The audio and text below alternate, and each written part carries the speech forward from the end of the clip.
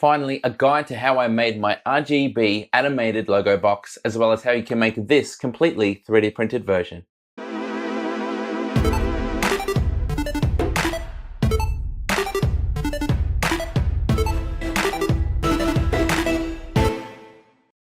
When I was first launching my channel, I wanted to have something cool and distinctive on my set. So after designing my logo in the shape of a diamond, I thought having a box tilted 45 degrees on its side would be a great basis to make a light up logo. I had all sorts of RGB LEDs lying around, as well as a laser cutter and CNC router, so I had the manufacturing capability to make it, and therefore I put it to use. Now I understand most people won't have the tools to create one of these in this way, so I'll spend a brief amount of time running you through how I made it, and then I'll lead you through step by step how to make a 3D printed version. Let's get started. Now the basis of this is a wooden piece, and that is simply a $10 frame from an art store. It's a canvas. You could build one yourself with 4 straight pieces and a bit of plywood on the back. I found it a little bit neater and quicker just to buy one. It was around $10 and it's about 300 by 300 millimeter in size.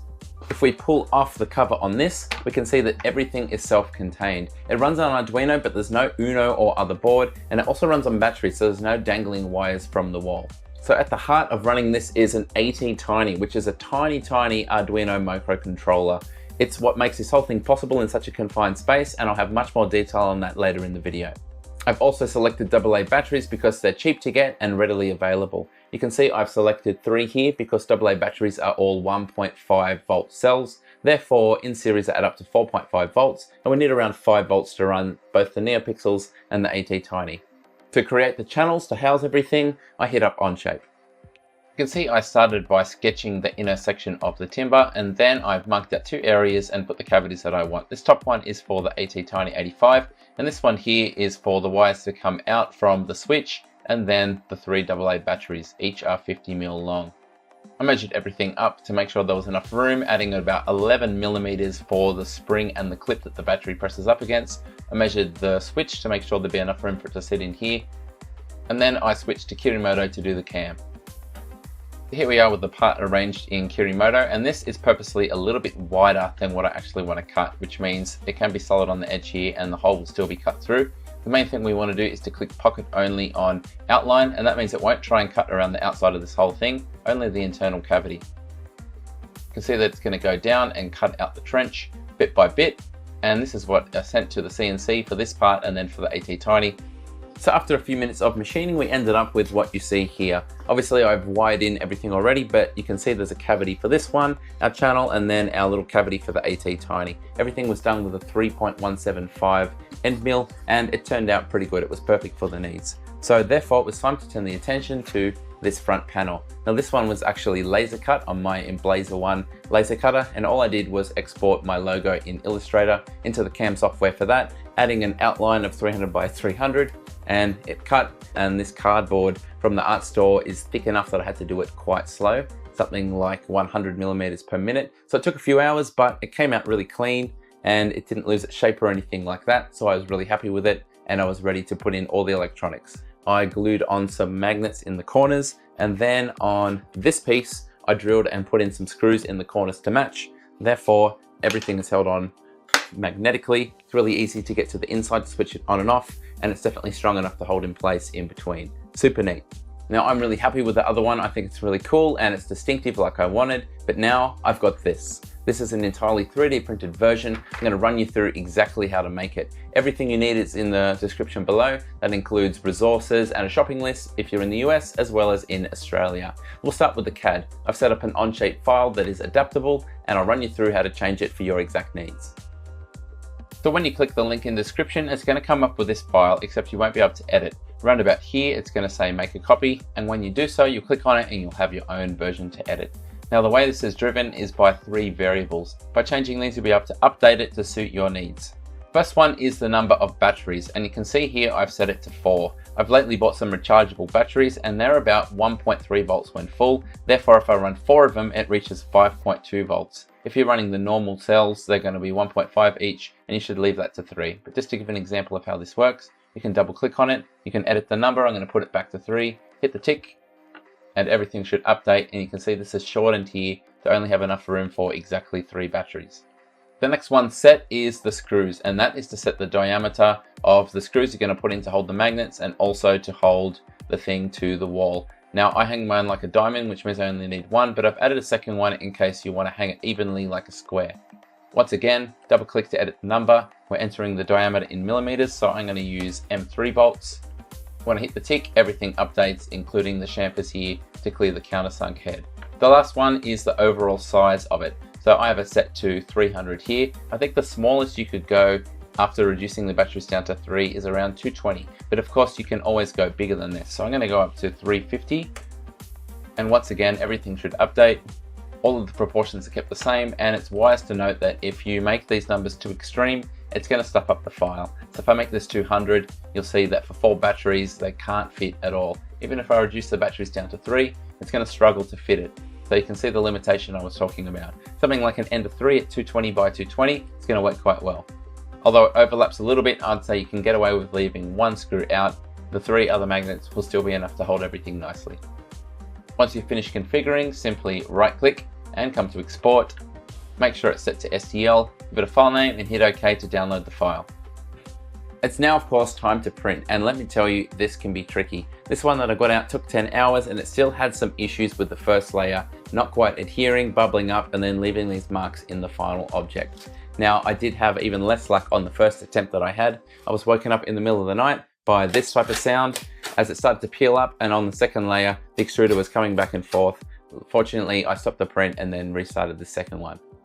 If you do have some issues like I did, you can get simply a piece of cardboard or paper or anything else that you like and cut it to size so it fits in there. There's still plenty of height to fit the neopixels around the outside, and I'd just like to note too that this thing makes quite a good drum.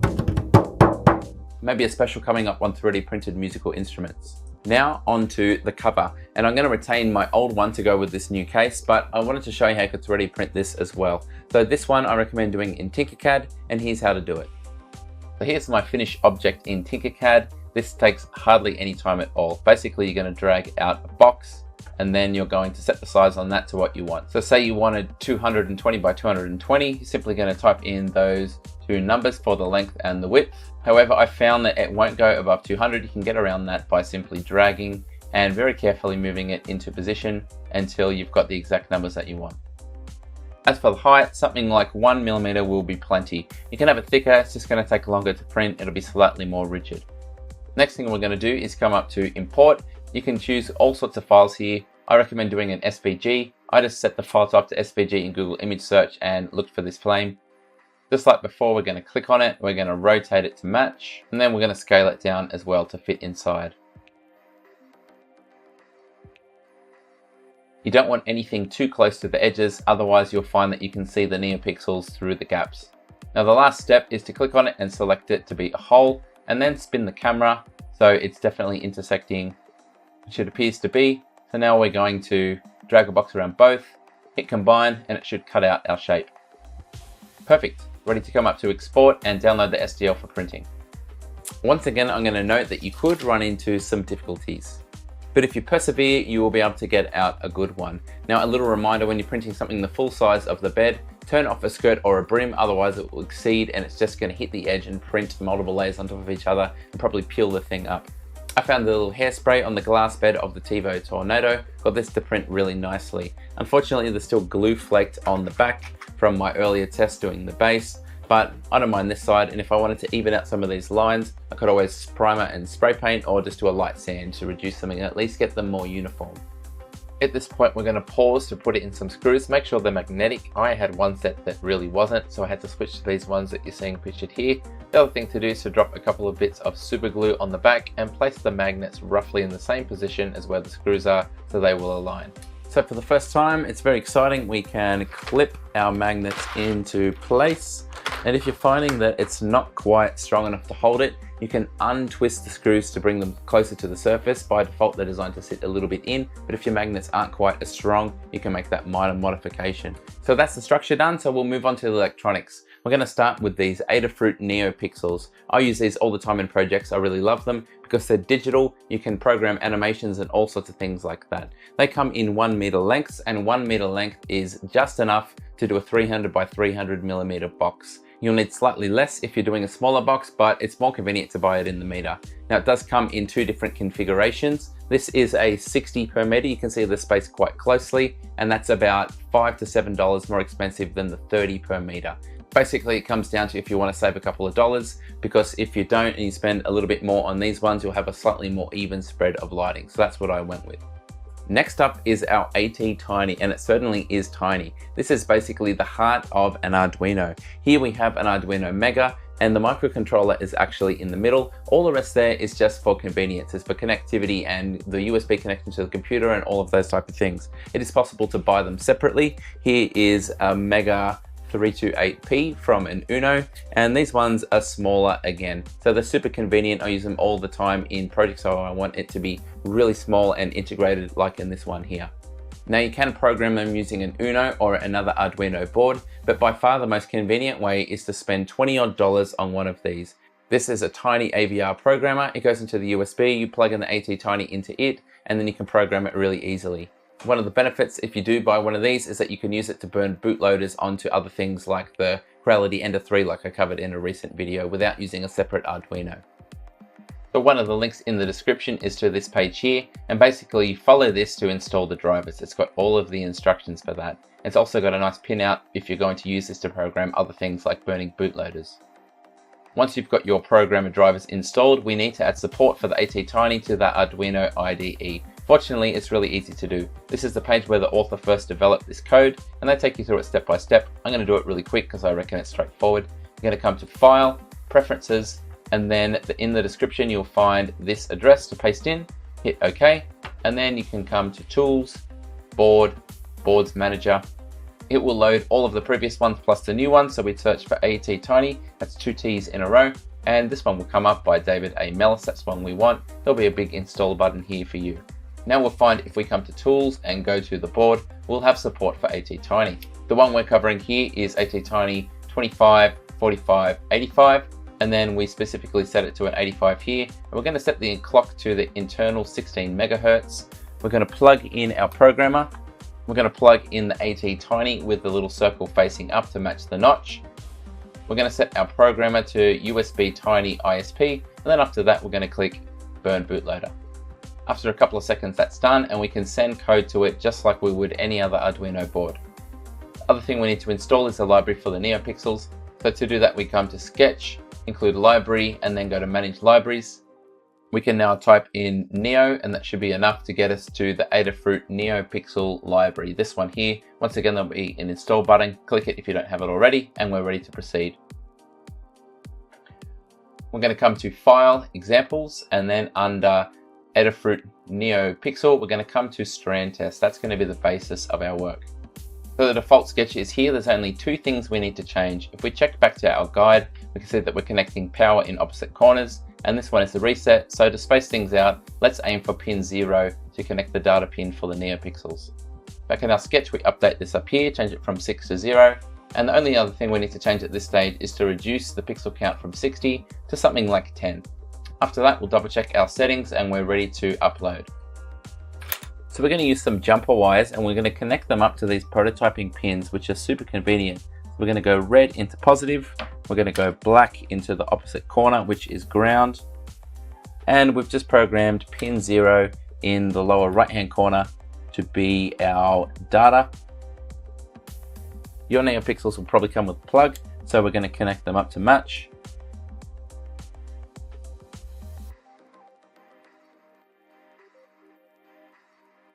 If I bring these into view, we can see it's working as it should be, and it's going through the demo mode for the neopixels. So my usual display that I have in my room is very simple. It just uses one of all these example ones inbuilt here, and that one is the rainbow. So to achieve that, all you need to do is to select everything else in the loop and either comment it or delete it. If you want yours to look exactly like mine does in my videos, all you need to do is up this to match the exact amount, and then fiddle with this number here to change how quickly the animation happens. So you can use the code in the really simple way that I showed you, but I suggest you'll find it much more rewarding if you play around with the example library and find something of your own. If you stuff something up, just load the example sketch again and you'll be back where you started, no dramas at all. And now it's time to install the batteries and the switch. And the first thing to do is to put in the spring and the plate either side of the battery. I'm going to use something I have lying around. I got links to really cheap versions of this in Amazon for you to rip out the parts that you need and put it together. Chances are you're going to have some sort of old broken kid's toy in your house where you can pull out the parts you need to save you spending any money at all. We're going to start by removing the terminals from one end of our battery container. They're going to do both of what we need because they have a spring for negative and a flat bit for positive. Then we're going to grip it with some pliers and we're going to wiggle it back and forth so it work hardens and then naturally snaps into two. Now the flat side is going to be for positive, so we're going to apply a bit of solder here and then get some red wire, put it into the solder and melt the two together. This wire is going to run the length of the batteries, and that's the next thing we're going to size up.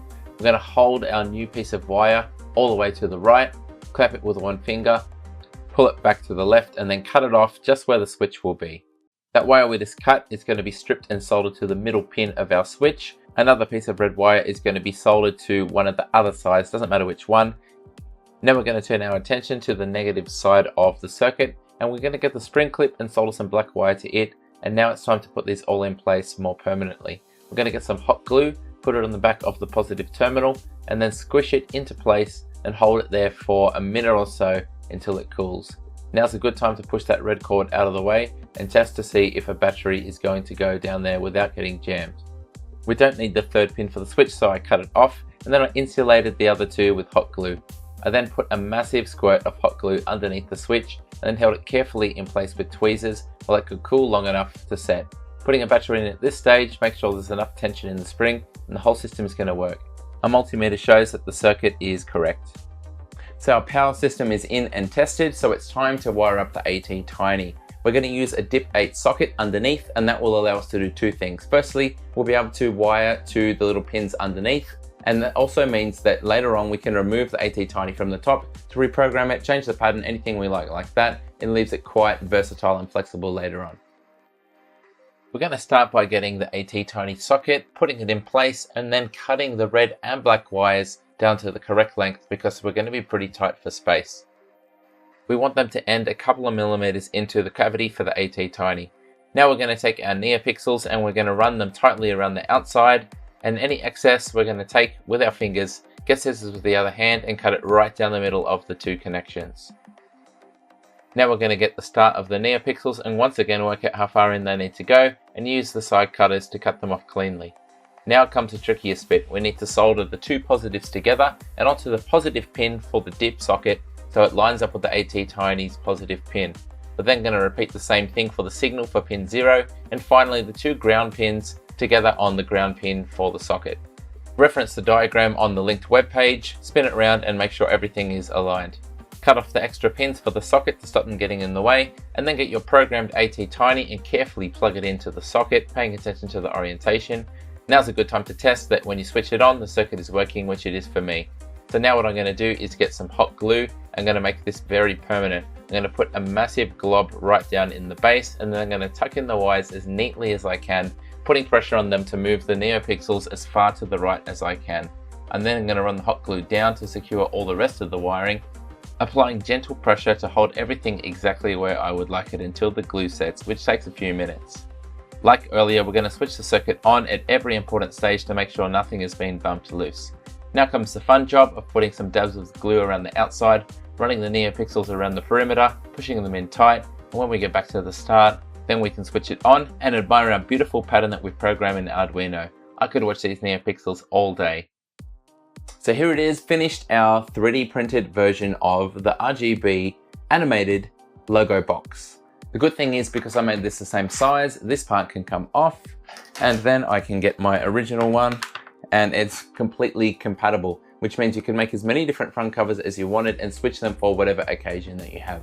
Now this video has been requested for a long time now, but I really needed to wait until I had a big enough 3D printer to be able to make this 3D printed version. I appreciate that a lot of people have 3D printers, not so many have a laser cutter and a CNC router, so I showed the way to do that, but more importantly, I made a version that you could follow along at home. Hopefully you were inspired, you learnt something new. Please leave a comment down below if you're planning to attempt something like this. Thank you so much for watching, and until next time, happy 3D printing. G'day, it's Michael again. If you liked the video, then please click like. If you want to see more content like this in future, click subscribe and make sure you click on the bell to receive every notification. If you really want to support the channel and see exclusive content, become a patron. Visit my Patreon page. See you next time.